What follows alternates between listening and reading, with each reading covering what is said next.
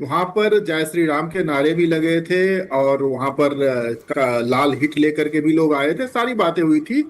लेकिन पुलिस की व्यवस्था भी बहुत ही मुस्तैद थी। ऐसे किसी भी हम्म। विरोधी तत्व जिसकी वजह से वहां माहौल खराब हो सकता था, उनको इमीडिएटली बाहर किया जा रहा था।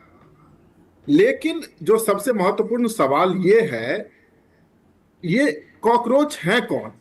जी।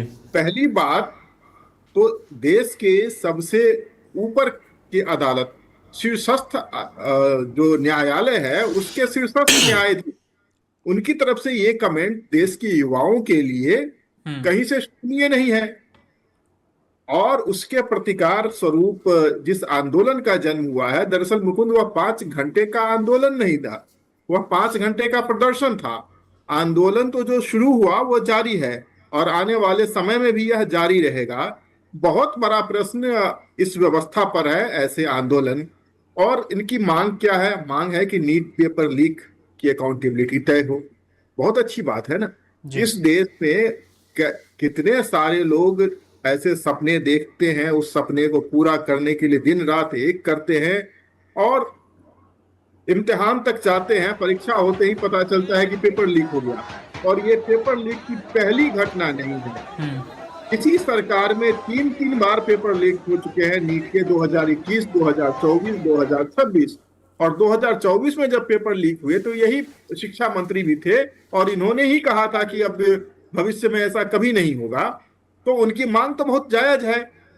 सत्ता की, दरअसल सुनील जी बहुत वरिष्ठ पत्रकार हैं और इस बात से सहमत भी होंगे कि सत्ता की प्रकृति ही दमनकारी होती है। सत्ता की सबसे बड़ी दुर्बलता है कि वो संवाद नहीं करते। पता नहीं वो किस गुरूर में रहते हैं, यह समझ नहीं आता। आज जो सत्ता के सिंहासन पर बैठे हुए हैं, वो खुद भी कहते हैं, मैं और किसी की बात नहीं जानता, लेकिन प्रधानमंत्री मोदी जी तो खुद कहते हैं कि वो जेपी आंदोलन की उपज हैं। जेपी हम्म। आंदोलन में उन्होंने भूमिगत रह करके आंदोलन को चलाया था। और उस समय में क्या स्थिति थी? इसी तरह जेपी का आंदोलन भी छात्रों का ही आंदोलन था। और पटना के गांधी मैदान से शुरू हुआ यह आंदोलन चिंगारी बनकर पूरे देश में फैला। उसमें जो लोग शामिल थे, फिर से जनता पार्टी की सरकार में वो सत्ता में आए।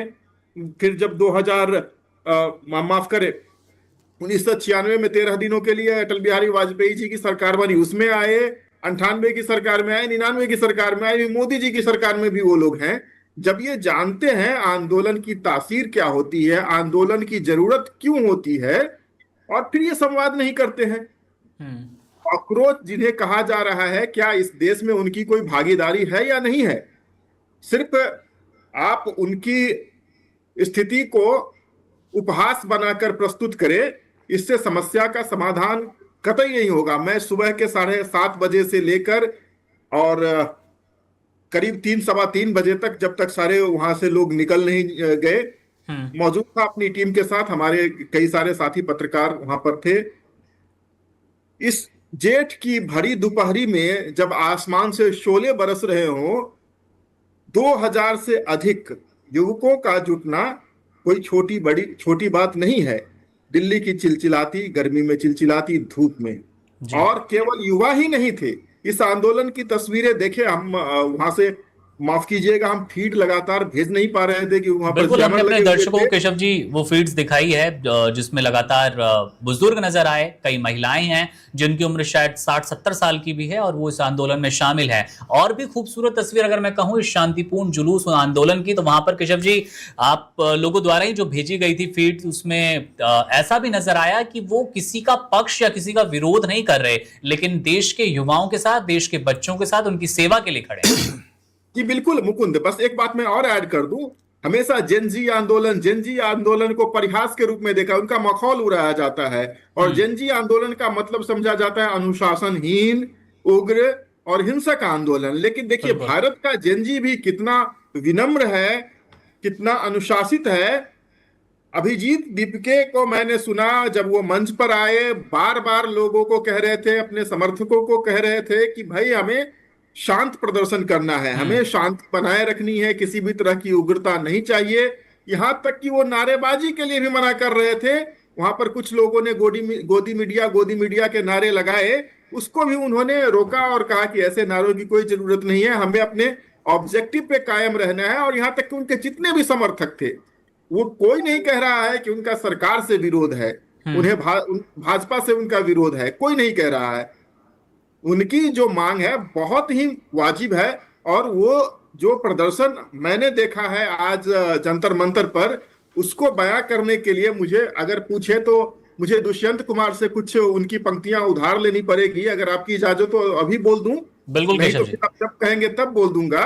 बिल्कुल बिल्कुल जोड़िए आप। ये जो आज की स्थिति थी उसको दुष्यंत कुमार ने बहुत पहले लिखा है कि हम्म। हो गई है पीड़ पर्वत सी पिघलनी चाहिए, इस हिमालय से कोई गंगा निकलनी चाहिए, मेरे सीने में नहीं तो तेरे सीने में सही, हो कहीं भी आग लेकिन आग जलनी चाहिए। चाहिए।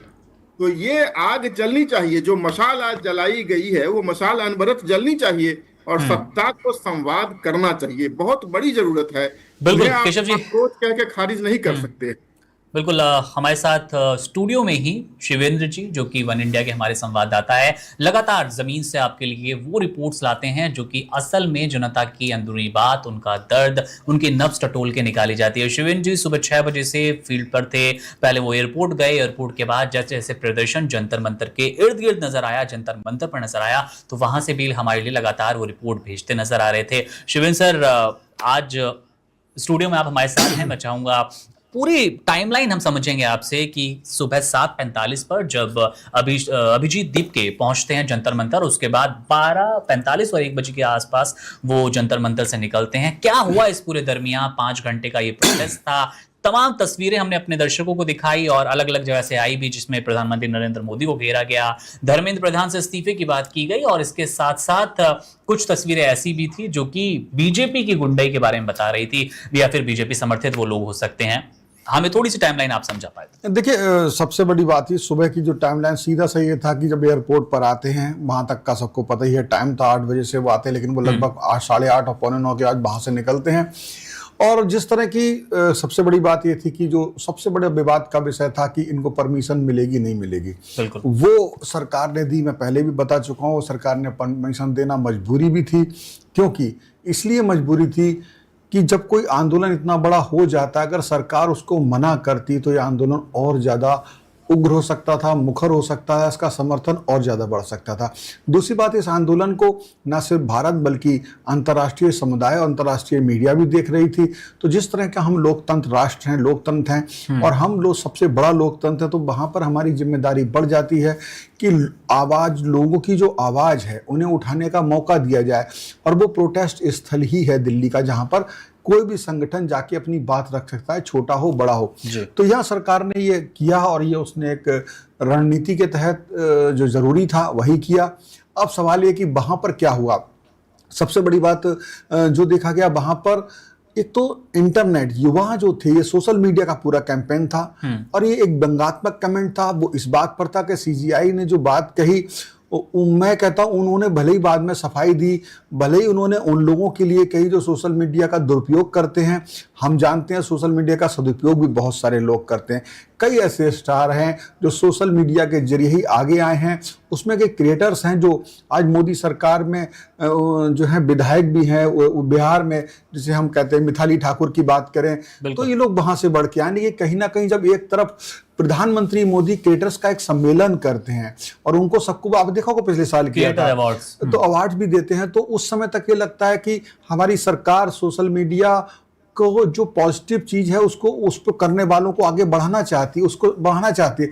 लेकिन उसी वक्त में देश का सर्वोच्च न्यायालय, जिसे न्याय का मंदिर हम कहें, जहां से सबको लगता है, वहां का अगर सीजीआई अपनी भाषा पर, मैं इसलिए कह रहा हूं कि मनसा कुछ भी हो, लेकिन उस शख्स से हम सीखते हैं, उस पद से, कि किस तरह की भाषा की, मैं वहां पर हमें लगता था कि अब कोई बोलेगा नहीं। मैंने इस बात को यहां इसलिए करा कि जब एक न्यायालय कई बार कहते हैं कंटेम्प्ट ऑफ कोर्ट हो जाएगा, ये हो जाएगा, तो युवाओं ने बताया इस जरिए, चाहे वो अभिजीत दीपके की बात हो कि नहीं, अगर गलत होगा तो आपको उसकी चुनौती आपके सामने आएगी, आप किसी भी पद पर बैठे हो। और यही भारत के लोकतंत्र की खूबसूरती है।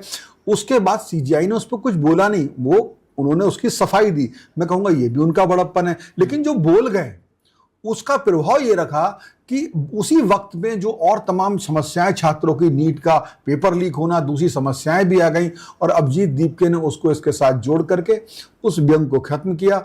और बैंक को आगे बढ़ाया। लेकिन एक चीज वहां पर है, इंटरनेट वहां पर बंद होना, इंटरनेट 2G चला जाना। तो वहां पे युवा जो वहां पर एकत्र हुए थे, वो वहां पर क्या चाहते थे कि जो वहां पर जो हो रहा है वो अपने सोशल मीडिया पे डालें। लेकिन सरकार ने इनडायरेक्ट तरीके, सरकार कह दो या प्रशासन कह लो, वहां पर मैं मान के चलता हूं वो इंटरनेट यूं ही बंद नहीं हुआ। हम वहां से अगर 100 मीटर दूर आते तो इंटरनेट चल रहा है। तो ये चीज थी। दूसरी बात जो केस आपने कहा गुंडागिर्दी या वो वाली बात भी आई, वो भी मेरे सामने आई। लेकिन देखिए वहां अब आप सोचिए कि उन लोगों का अनुशासन देखिए, जहां पर 2000 के आसपास लोग हों, वो भी युवा हों। हम आमतौर पर मान के चलते हैं युवा उतना धैर्यवान नहीं होता।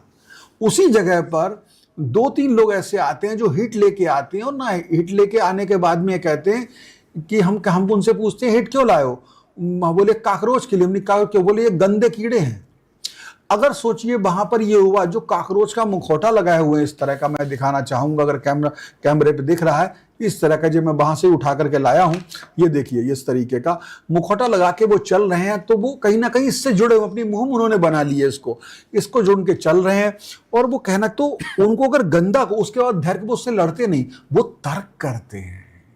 तर्क ही लोकतंत्र की सबसे बड़ी ताकत है, और वो ताकत वो तब दिखाते हैं जब वो 2000 की संख्या में होते हैं और 2 लोग वो हिट लिए होते हैं। हम उस समय की बात कर रहे हैं जब इस देश की कई विधानसभाओं में माइक एक दूसरे के ऊपर फेंके गए, तर्कहीन हो गए लोग, पर्चे एक दूसरे के ऊपर फेंक रहे हैं, माइक खींच रहे हैं। अगर वो परिपक्व नेता कहलाते हैं। उन नेताओं के बजाय जब हमारा ये हुआ आता है, वो हिट हुए लोगों से तर्क करता है, लड़ता नहीं है, कोई मारपीट नहीं होती। आप सोचिए ये कितना बड़ा दृश्य है। मेरे देश के युवा डंडा, लाठी, पत्थर नहीं उठा रहे हैं, अपनी बात कह रहे हैं, और विरोधी के पास खड़े होकर के तर्क से उसे जीतने का, उसकी मनसा बदलने का, अपनी तरफ लाने का प्रयास करते। उससे कहते हैं आपको नहीं पता है हमें क्या नुकसान हुआ, आपको नहीं पता, आप नहीं जानते हो कि नीट के जिन्होंने दिया वो किस तरीके से, कोई कहता आत्महत्या कर लिया, अब उनको देखो। तो निश्चित तौर पे मैं कहूंगा मनसा कैसी रही हो, किसकी कैसी रही हो, लेकिन युवाओं ने जो मैंने देखा इस आंदोलन में, जो कहते थे कि जैन जी नेपाल की तरह आग लगा देगा तब पता लगेगा, अरे तख्त जरूर जैन जी खींच सकता है सरकार का, लेकिन वो गलत तरीके से नहीं करेगा, समर्थन एकत्र करके खरीदेगा। अगर सरकार नहीं चेतेगी तो ये समर्थन वोटों के रूप में भी खड़ा हो सकता है, भले ये पार्टी के रूप में ना खड़ा हो तो सत्ता को गिराने के लिए वोट विपक्ष में दिए जा सकते हैं। और ये तरीका गलत नहीं है।